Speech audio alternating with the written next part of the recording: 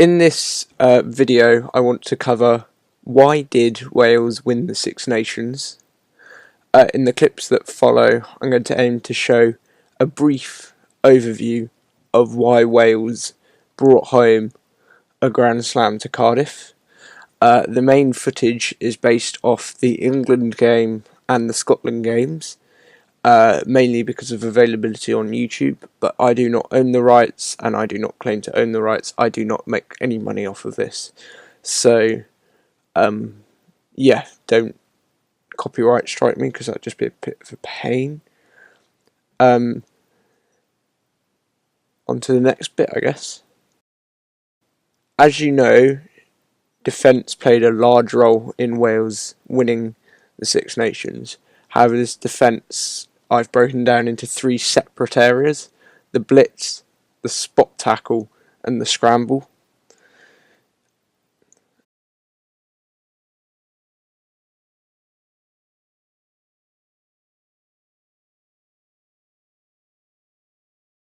So as you saw in that clip, immense pressure from Gareth Davies forces England back 20 metres. The scrum half rush from third defender has been a key part of Wales's defence since the autumn and possibly before that, and it allows Wales to force attackers back on side or force mistakes as shown in the clips. It's just because Gareth Davies has such good acceleration, he's able to put immense pressure onto players, and also from that he can also force the attack back inside to where Wales are strongest around the ruck, and that enables competition from jackalers underneath or in the ruck and possibly winning a turnover. And this pressure manifests itself in a 20-metre gain, so it's just another key clip. In that clip is just another simple example of Wales applying pressure. It comes from a mistake, yes, from Tipperick gifting England possession, but because of the chase of Adams, it prevents England being able to attack when Wales are weakest, because Wales's defence relies on a long time to prepare, and they rely on just being able to, they know they will be able to stop any team after 3 phases.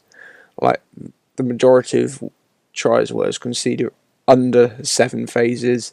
It's simple play. So the England try that they score comes from Courtney Lawes ripping the ball back, and then 3-4 phases later Tom Curry spots an error in the system because Tipperick is being an open side and lets Curry through, but it's like meh, because it's just like a system error. It's fixable. It's not. No, it's not a system error. Sorry, it's a player error rather than a system error. So it's easy to identify. The spot tackle is another key part of why Wales succeed on shutting down attacks. However, it does cause a slight reliance on the outside centre being able to defend in the way that Davies does there. So it prevents the wide attack and stops Scotland gaining any momentum in the clip. The best thing about this is it just shuts them down, it forces them back behind the gain line, but it is also energy consuming, just like the third position scrum half rush. The spot tackle has been a key part of Shaun Edwards' defence system with Wales since 2012. So it's quite an obvious tactic, and it's one Scotland do. Half the field in the sun, half in shade.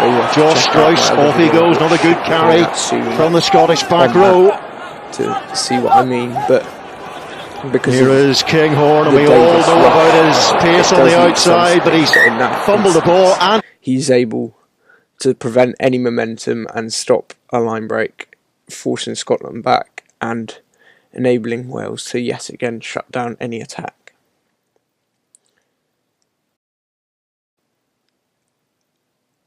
However, the biggest effort Wales exert in a game is when they work hard to scramble back. As shown in the clip, Anscombe makes a mistake but prevents Daly breaking and is supported by Adams, allowing Wales to recover and organise the defence for the next phase. So England Anscombe kicks it and Slade charges it down, but because Anscombe is able to respond, the try that could have been scored, because May, the quickest guy, probably in the Six Nations, is about to come and attack through that hole that Wales have created. However, because Anscombe and Adams work together to shut it down, it's not such a problem, and as a result, Wales's effort comes yet again to the fore and shows why this defensive system works so well. The effort I talked about in the last clip is again shown in this clip here. We see Tilangi breaking the line, however Wales are able to stop him, and as soon as Wales can stop someone, they have that defensive structure in place. So we can see that Ross Moriarty is blitzing and forces England back inside. This because after a line break, the space is not near the line break because the defence will naturally curve in, and that leaves spaces out wide. But because Moriarty is able to get back and then blitz and forcing them back inside from that, he's blitzing from the third position, so he gets just outside the 10 in that passing lane and forces them back inside. Like an umbrella, it's kind of coming around and forcing them back in close to the ruck, slowing the ball down, and enables competition at the ruck.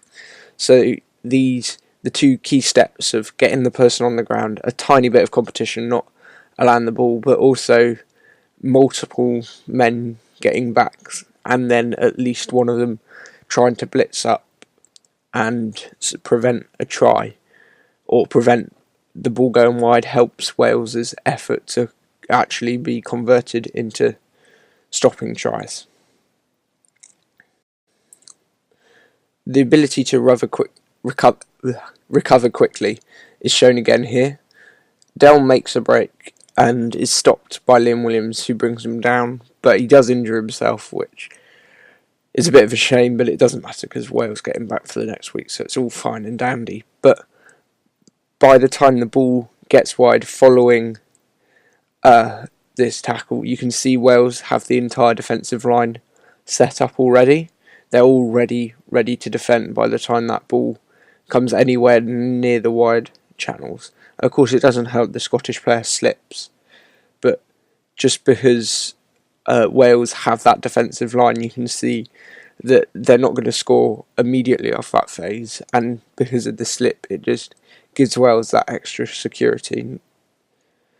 I haven't got this example in the video, but another example of this is Hadley Parkes' tackle on Jacob Stockdale against Ireland in the final round. No one's expecting him to make that tackle, and given Stockdale's pedigree and he holds the record for the most tries scored in the championship, I believe. So the fact that Hadley Parkes, he's not slow, but he's not quick. He covers him and makes that tackle, just shows Wales's mindset. They refuse to be beaten, and they kind of never know when to give in. So it's that what creates such a rock solid defence. Another key facet of Wales's game is the ability to prevent teams finding grass when kicking. I've taken the England game as a key example because they kicked over 30 times and they only found grass a couple of times. England's kicking strategy worked great against France and Ireland and was a key reason in why they won the game. But people, I think, overlauded why it was successful. You have to remember that Robbie Henshaw, who he can play fullback at a Pro 14 level, but putting him in against a kicking side with the quality of Farrell and Young just wasn't a good idea. And then they seeing lots of the ball early on, Magnus Bradbury, so certainly being viewed as a carrying weapon by Scotland. And Wales had one of the best fullbacks. Scotland described as one pace and bereft of ideas, no spark or is key in preventing England scoring and just finding grass, because you can put pressure on. And another way to see why Williams is so important is when he goes off injured in the Scotland game following Allendale's break, Wales end up with Anscombe at fullback, who just doesn't have the positional awareness. Ali Price. So Scotland Bradbury seeing lots of the ball early on. Magnus Bradbury certainly being viewed as a carrying weapon by Scotland. So it's a key part because Scotland can just keep Scotland described as one taste and bereft of ideas, no spark or. Now it feels odd not to talk about a Grand Slam's team's attack, which just shows how effective Wales were at defending all the teams in the tournament on this run. I believe on the before the Ireland game, I believe they'd only conceded 13 points per game on this winning run, and then Ireland only scored after the 80-minute mark. So it does show how ruthless that defence is, but that doesn't mean the attack isn't great. Obviously, there are problems with them only scoring as many tries as Italy, but you don't necessarily need to score tries to win.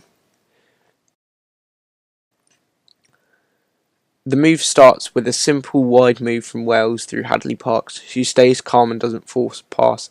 A key part of Wales is just maintaining a cool head when they go wide and not trying to force anything. And following this break, Wales immediately hit off 9, pick and go, pick and go, pick and go, working between the two 15-metre lines, aiming to tighten the English defence and present that much feared 4-man blitz.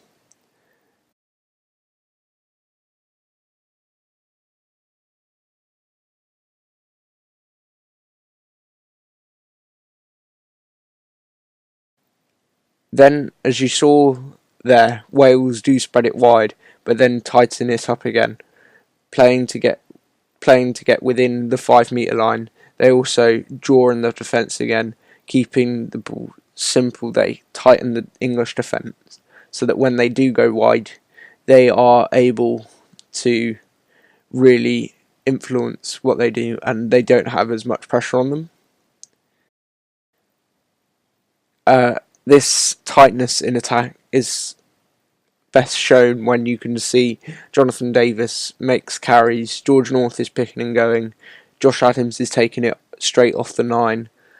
You could basically throw a net over the entire Welsh team. They're incredibly tight, which shows they do lack a bit of dynamism maybe. They're not Finn Russell throwing 30-metre missed passes to allow Hugh Jones to score like Scotland did last year at Murrayfield.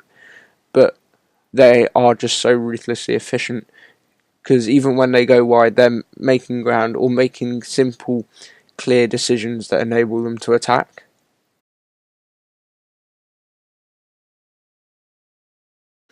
After North attacks wide, Wales clear out the ruck, but the key here is not that he's gotten up to within the 5-metre line, it's the fact that they've stretched the English defence, so every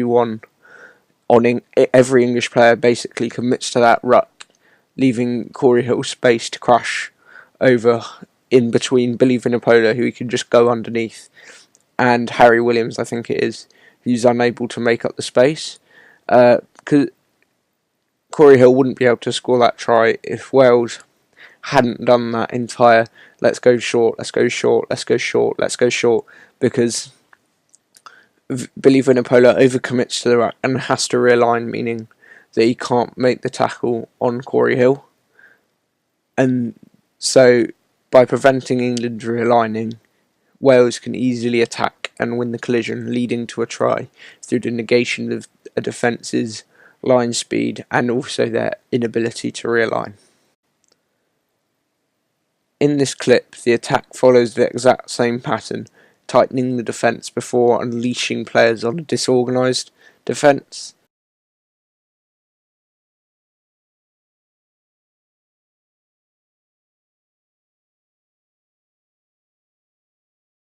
Then when Wales do decide to go wide, North doesn't force it but instead plays cautiously, allowing Wales to keep possession and draw in defenders.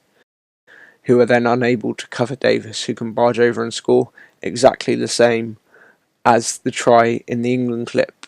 It just shows how basic and efficient this Welsh defence is. They're not trying to force anything.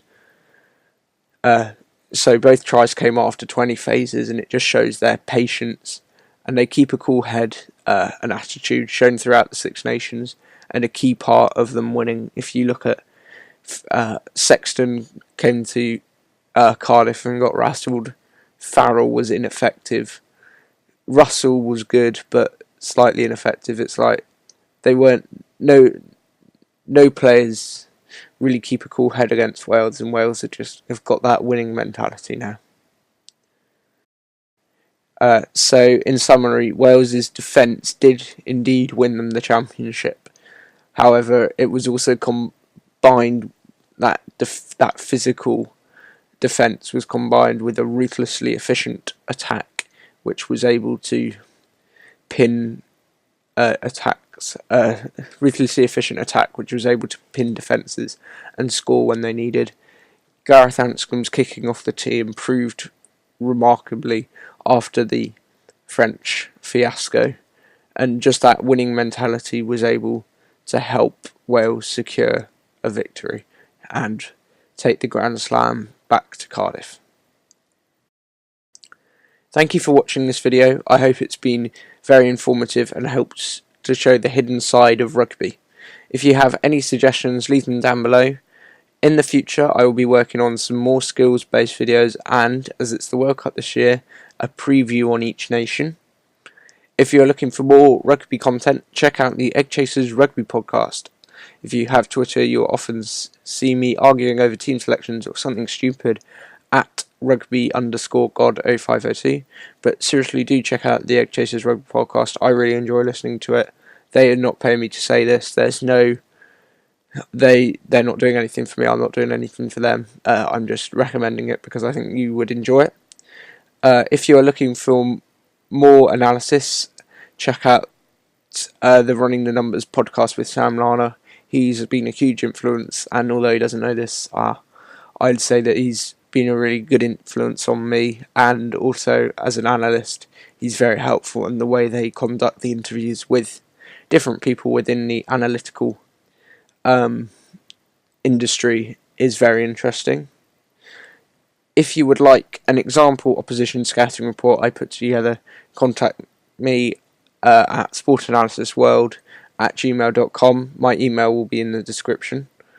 I wrote it based off Italy before the Six Nations, so if you want a copy, please contact me. It's alright, it's not great, and I'm getting feedback on it all the time, so just if you're interested in that sort of thing, do email me. Thank you again for watching. Don't forget to subscribe and leave a like. Thank you and goodbye.